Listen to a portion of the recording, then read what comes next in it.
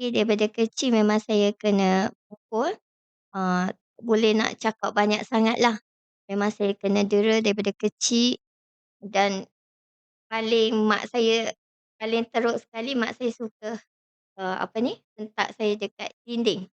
Kepala lah, kepala yang paling banyak sekali. Lepas tu sebab tu saya mungkin jadi bius sikit. Tu selalu pukul saya dekat dinding, lepas tu patang penyapu sampai memang tak pernah tinggal lah. Tu yang mak saya selalu buat kat saya. Hanya kecil je. Macam yang saya cakap tadi lah, benda yang saya tak buat pun saya tuduh buat. Padahal rumah tu mak saya, ayah saya dan abang saya. Tapi abang saya tidak disoal pun.